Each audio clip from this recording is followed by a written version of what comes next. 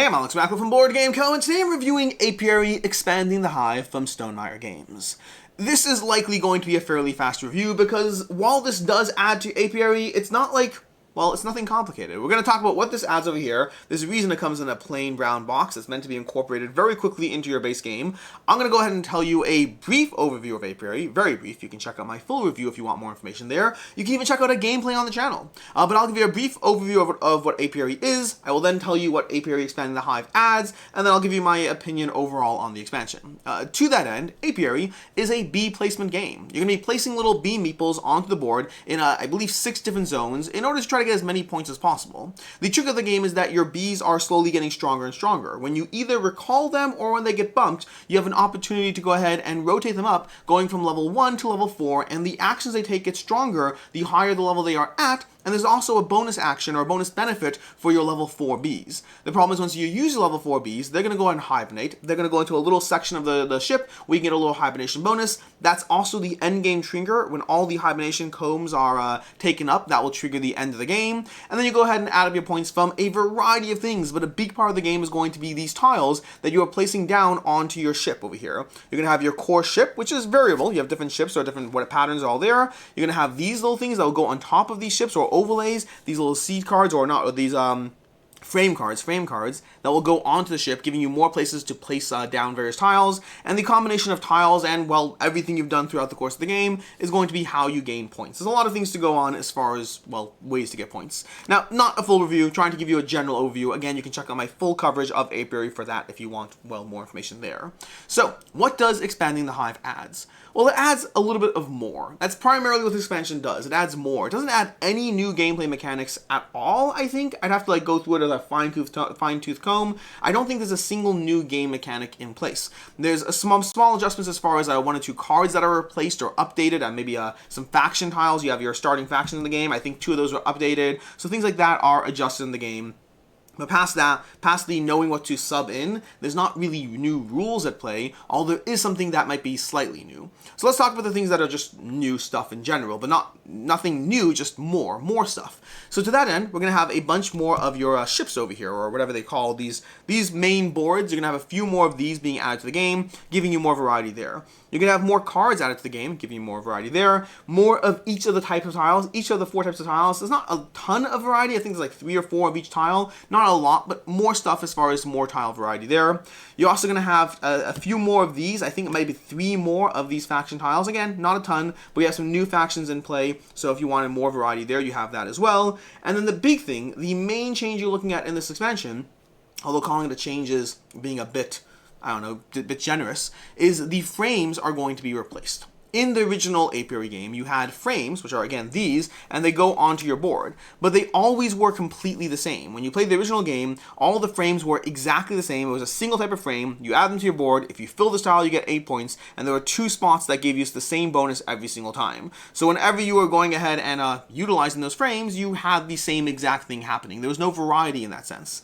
Expanding the Hive does give you that. It gives you completely variable frames. All these frames now are going to be different as far as the bonus they give you. They're the same on both sides, but that just gives you orientation flexibility. But you can have just new abilities or new worker placement spots or things when you place down a tile on these areas, you get different bonuses. And in the general, the only gameplay rule you need to know is you separate the frames into 2 stacks in the game. And when you take a frame, you can take from each of the stacks. And if you're taking 2 frames, you can take 1 and then look at the others and see which one you want to take. That's the only gameplay adjustment you need to know as far as rules. It replaces the static frames with variable frames, giving you even more variety to the experience as you play through Apiary. That is everything the expansion adds. Like I told you already, there's going to be a very short review. There's not a lot going on here, but it is fun, which I guess let's go ahead and dive into the review part of things. For what this expansion is trying to do, it does it great. If you're looking for a variety of player counts, if you're looking for more player counts, if you're looking for new mechanics, if you're looking for things like that, you're not going to find it in this expansion.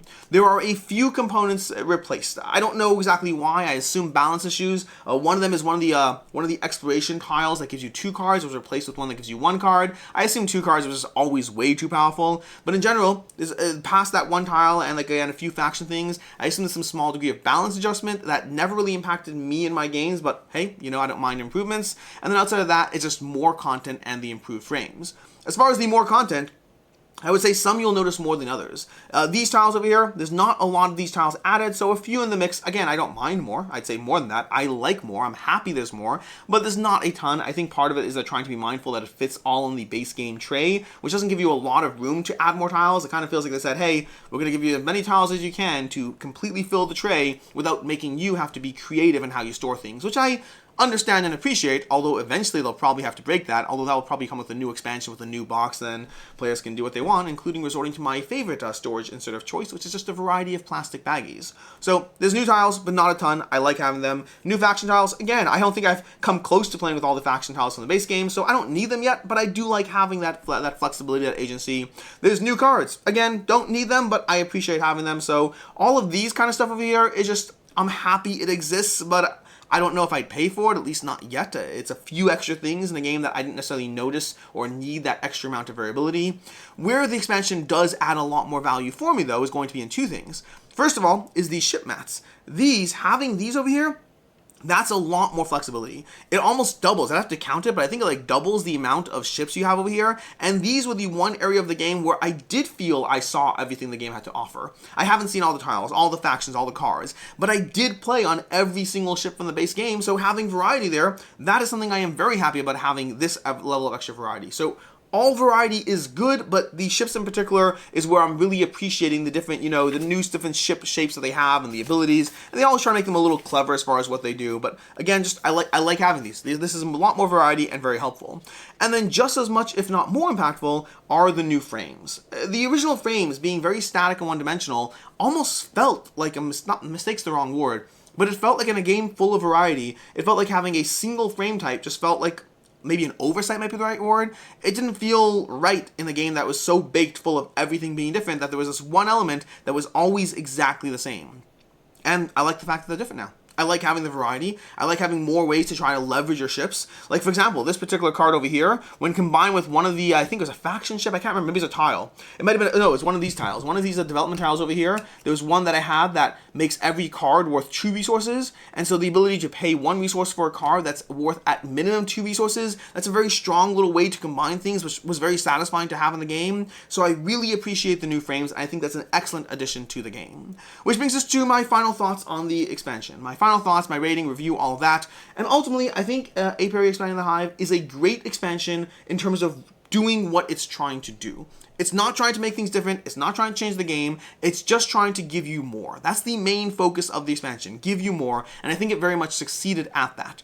For me, this expansion is going to be a 4 out of 5, primarily because of the ships and the frame tiles. These alone are nice to have, but I don't know if I'd recommend you go out and get the expansion from those alone. But if you do like Apiary, and you want the frames to feel more different, and you want the ships to be more variable, I think the expansion gives you a lot to work with. It does not drastically enhance or improve the base game in any way. It's just giving you more, but I do like the more that it gives you. And so that's my 2 cents on Apiary Expanding the Hive. A good expansion, just know what you're getting. You're getting more, you're not really getting anything different.